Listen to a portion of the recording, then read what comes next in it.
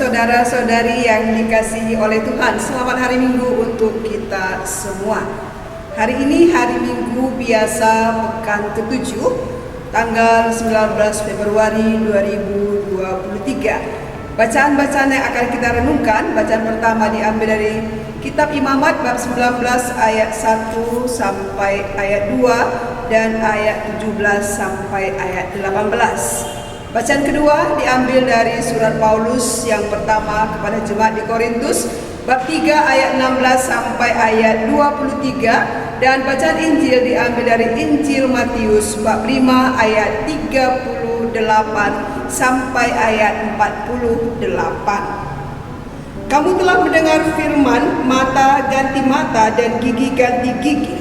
Tetapi aku berkata kepadamu, janganlah kamu melawan orang yang berbuat jahat kepadamu, melainkan siapapun yang menampar pipi kananmu, berilah juga kepadanya pipi kirimu. Dan kepada orang yang hendak mengadukan engkau karena mengingini bajumu, serahkanlah juga jubahmu. Dan siapapun yang memaksa engkau berjalan sejauh 1 mil, berjalanlah bersama dia sejauh 2 mil. Berilah kepada orang yang meminta kepadamu, dan janganlah menolak orang yang mau meminjam daripadamu. Kamu telah mendengar firman, kasihilah sesamamu manusia dan bencilah musuhmu. Tetapi aku berkata kepadamu, kasihilah musuhmu dan berdoalah bagi mereka yang menganiaya kamu. Karena dengan demikian kamu menjadi anak-anak Bapamu yang di surga, yang menerbitkan matahari bagi orang jahat dan orang yang baik, dan menurunkan hujan bagi orang yang benar dan orang yang tidak benar. Apabila kamu mengasihi orang yang mengasihi kamu, apakah upahmu? Bukankah pemungut cukai juga berbuat demikian? Dan apabila kamu hanya memberi salam kepada saudara-saudaramu saja, apakah lebihnya daripada perbuatan orang lain? Bukankah orang yang tidak mengenal Allah pun berbuat demikian? Karena itu, haruslah kamu sempurna sama seperti Bapamu yang di surga adalah sempurna. Demikianlah sabda Tuhan. Saudara-saudari yang terkasih, tema permenungan kita di hari Minggu biasa ini adalah balaslah kejahatan dengan kebaikan.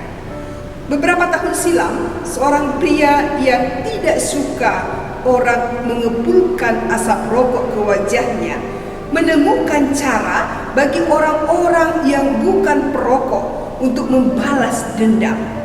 Ia menyebut produknya balas dendam. Produk tersebut berupa pembasmi kuman berbau busuk yang dikemas dalam kaleng semprot ukuran saku. Dengan alat itu, orang memiliki senjata yang dapat dipakai untuk membalas para perokok dengan menyemprotkan udara kotor. Banyak orang tidak setuju dengan ide tersebut, bahkan ada yang menertawakannya.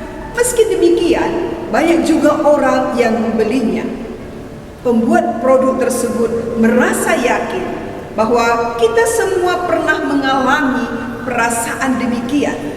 Jika kita tidak membalas penghinaan dengan penghinaan, maka kita akan diinjak-injak. Prinsip balas dendam ini bertolak belakang dengan sabda Tuhan yang kita renungkan lewat bacaan-bacaan hari ini. Dalam bacaan pertama dikatakan, kuduslah kamu sebab aku Tuhan Allahmu kudus. Janganlah engkau membenci saudaramu di dalam hatimu. Janganlah engkau juga menuntut balas, dan janganlah menaruh dendam terhadap orang-orang sebangsamu, melainkan kasihilah sesamamu manusia seperti dirimu sendiri. Jelas, balas dendam dilarang karena kita diundang untuk menjadi kudus. Dalam bacaan kedua dikatakan, kamu ini bait Allah dan roh Allah diam di dalam kamu. Maka balas dendam hanya akan menodai diri kita sebagai bait Allah itu. Maka senantiasa kita mohon Roh Kudus berdiam dalam diri kita agar kita mampu melawan kejahatan dengan kebaikan.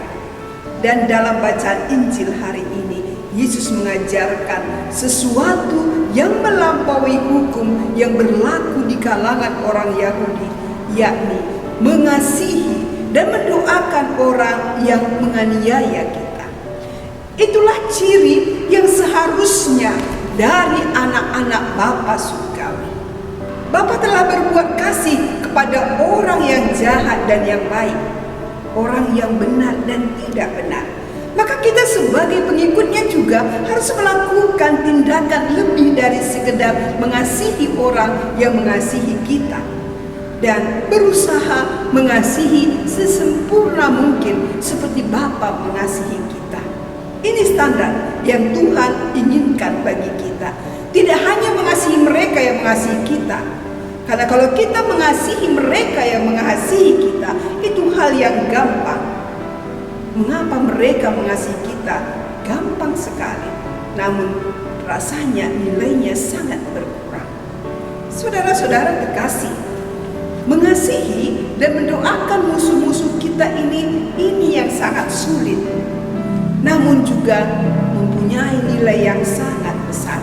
Karena kita telah membebaskan diri kita sendiri dan juga kita membebaskan orang lain.